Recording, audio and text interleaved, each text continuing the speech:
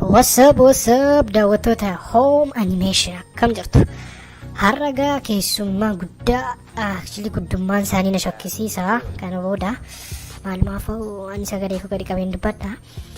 Muummicha ministeeraa Itoophiyaa muummicha ministeeraa Dash sinii qabannee dhufneerra kunoo akkuma sinii teelegiraamii keenya irratti tiwiitarii keenya irratti nu gaafachaa turtanii kunoo sinii dhiyeessineerra gaaffii sinii akka sinii gaafannu yookiin immoo haaluma Oromiyaa fi biyyattiin sun keessa jirtu gaafachuudhaaf inni dhufneerra welcome jedheera Prime Minister Dash. Kanaaf kallattumaan gaaffii keenyatti dabarra. Garuu isa dura please daawwattoota Hope Animation chaanaalii keenya subscribe nu godha.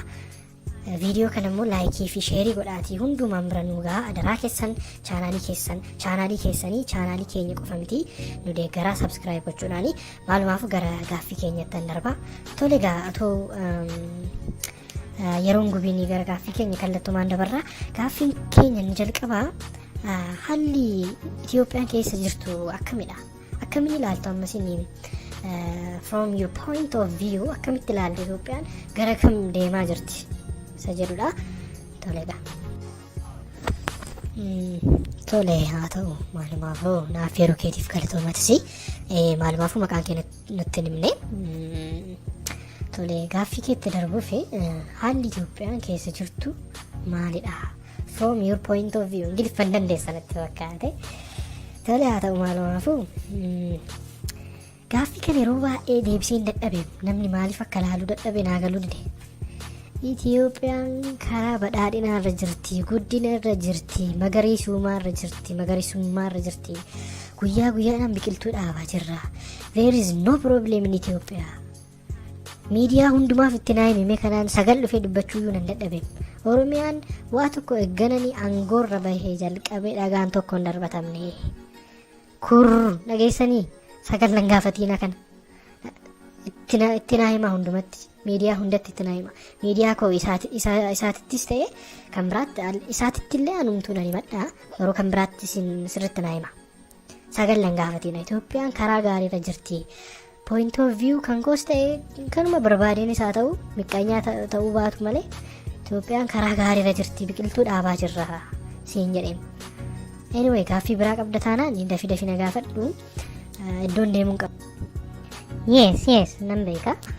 Akka biizii taatan nan beeka dafee gaaffii siin gaafadha. Gaaffiin inni lammaffaaf inni har'aan qabadhee jiru inni dhumaa solutionii maal qabattanii jirtu? Oromiyaa bahaa fi Oromiyaa baay'ee keessatti kutaalee Oromiyaa baay'ee keessatti mormii ta'aa jiru kan akkamitti tasgabbeessuudhaaf yookiin immoo gaaffii uummataa karaa kamiin deebisuuf yaalaa jirtu?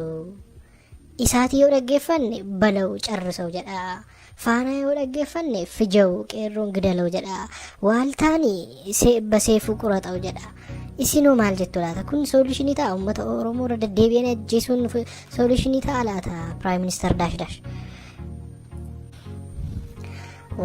Gaaffii murteessaa na gaafatte sirriitti na caqasii irra deddeebitee sagal nan gaafatiini. Solutioniin keenya yookiin immoo fallii gaaffii kana ittiin deebisuuf yaadaa jirru solutionii yookiin immoo meetodii mootummaan wayyaanee yookiin immoo mootummoonni biroo itti fayyadaman irraan addadha. Akka mi'aan keenya amma fakkeenyaaf yoo ati gaaffii mootummaan inni durii yookiin mootummaa wayyaanee fudhannu akkuma egzaampiliitti yoo gaaffii gaafatte yoo eenyummaa keetiif falmite seedha. Kan keenya garuu adda. Kan keenya garuu akkanumatti ilaallee yoo haalli qilleensaa nutti hin tolle ta'e. Sii gale yoo akkasumatti ilaalee yoo natti hin tolle ta'e ati fuudheessiidha. Kanuma wanti jiru. Kanaaf garuma fuulduraattis akkasuma goona. Abbaa manaaf haadha manaa ijoollee dabalatee grand mother abtuu grand daughter hunda ishee walitti qabnee hidhuudha amma kanuma baqa yaanni nuti yaadaa jirru mormii hidhamiidha. Kanaaf akkuma interview darbe irratti dubbadhe manni hidhaa guutaa jira amma isadha. Kan kee akkamii manni gibbiin keessan guddaadha laata? Jitti yoo finne koomishiniin sii kaffalamati fataadhi rakkoon qabu isaaf yookiin immoo ammuma lakkoofsa boodigaardii koo qabadhuuti dallaa guddaasaa nu barbaadda. Achi keessatti guurree hiina. Solutionii na gaafattee solutioniin sii kenne. Bye. Tole egaa daawwattoota Hope Animation akkuma argitan Prime Minister Itoophiyaa Prime Minister Dash asitti affeerree gaaffii isaan gaafannee isaan immoo deebi'aa ta'uu doorsisee ta'uu qoosaa ta'uu waan ta'e as jedhanii deemaniiru. Kanaaf viidiyoo kana laayikii fi sheerii gochuun dagatiina. Viidiyoo biraa keessummaa biraa faana amman deebi'utti nagaatti yoo ni dhamuu baadhee keessummaa biraa isiniif dhufaa. Bye bye.